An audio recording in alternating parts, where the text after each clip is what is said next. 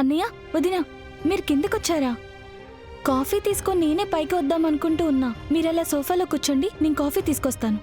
శ్రీవల్లి, నిజంగా నీకు జరిగిన దానికి కొంచెం కూడా బాధగా లేదా?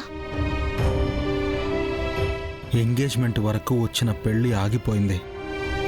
మాకే చాలా బాధగా ఉంది. అలాంటిది నీకెలా ఉంటుందో మేము అర్థం చేసుకోగలం. కష్టం వస్తే చెప్పుకోవడానికి మేం లేమనుకున్నావా శ్రీవల్లి? చచ్చా, అలా ఏం లేదు వదినా. బాధగానే ఉంది, కానీ ఆ బాధ పెళ్లి చెడిపోయినందుకు కాదు. అమ్మ అబద్ధం చెప్పి మోసం చేసి నాకు పెళ్లి చేయాలని చూసింది కదా, దానికి బాధగా ఉంది. అమ్మ నాకు పెళ్లి చేయాలనుకుంటున్నానంటే నా గురించి ఆలోచించిందని ఆనందపడ్డాను, కానీ నన్ను వదిలించుకోవాలనుకుంటుందని నేనెప్పుడు అనుకోలేదు వదినా. మీకు పెళ్లి కొడుకు గురించి ముందే అనుమానం వచ్చింది కాబట్టి నన్ను కళ్ళు తిరిగి పడిపోయినట్టు యాక్ట్ చేయమని చెప్పారు. లేదంటే నా జీవితం నాశనమైపోయేది. ఓ, అయితే ఆ ప్లాన్ నీదా జగదాత్రి?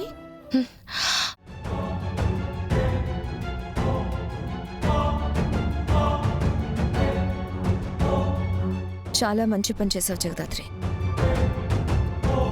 శ్రీవల్లి జీవితాన్ని మీరే కాపాడారు. మీరు ఫస్ట్ నుంచి పెళ్లి కొడుకు గురించి డౌట్ పడుతూనే ఉన్నా పిన్ని మాట మీద ఉన్న నమ్మకంతో నేనేం మాట్లాడలేకపోయాను. మంచి జరిగిందని ఆలోచించాలు లేదా పెళ్ళి ఆగిపోయినందుకు బాధపడాలో అర్థం కావట్లేదు వదినా. ఆడపిల్ల విషయంలో ఇలా అర్ధాంతరంగా పెళ్ళి ఆగిపోయిందని తెలిస్తే ఇక మీదటొచ్చే సంబంధాలకి మనమేమని సమాధానం చెప్పగలం? పిన్ని మీద నాకు అంత కోపం రావడానికి కూడా కారణం అదే జగదాత్రి. ఆడపిల్ల విషయం ఒక చిన్న తప్పుతో జీవితం తలకిందులైపోతుంది. అయినా ఎంతమంది ఉండి కూడా నీ మాటను సీరియస్గా తీసుకోలేకపోయాం. మమ్మల్ని నమ్మి ఇంట్లో ఉంటున్న నీకు అన్యాయం జరుగుతుంటే గుర్తించలేకపోయాం. మమ్మల్ని క్షమించు అక్క. మీరు నన్ను క్షమించమని అడగడం ఏంటక్క? మీరు అక్కడ ఉంటారక్క. నాలాంటి వాళ్ళని క్షమించమని అడిగి మీ స్థాయిని తగ్గించుకోవద్దు. అయినా వదినా, మీరు నా పెళ్లి గురించి ఎక్కువగా ఆలోచించకండి. ఏది రాసి పెట్టుంటే అదే జరుగుతుంది. అయినా నాకిప్పుడే పెళ్లి చేసుకోవాలని కూడా లేదు. జీవితాంతం నీ చెయ్యి పట్టుకుని తోడు నిలబడే మనిషి అయితే ఉండాలి కదా శ్రీవల్లి. నాకు మీరందరూ ఉన్నారు కదా వదినా.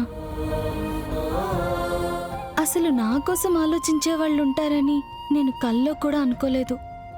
అలాంటిది నన్ను ప్రేమించే వాళ్ళు ఇంతమంది నా చుట్టూ ఉండగా నాకింకేం కావాలి చెప్పండి? నువ్వు వద్దన్నా సరే నీకు మంచి సంబంధం చూసి పెళ్లి చేసే బాధ్యత నాది. దానికి ఏ హెల్ప్ అయినా చేయడానికి నేను రెడీ. అయితే మా శ్రీవల్లిని రెక్కల గుర్రం మీద తీసుకెళ్లిపోయి పెళ్లి కొడుకు కోసం వెతికే టైం వచ్చేసిందన్నమాట.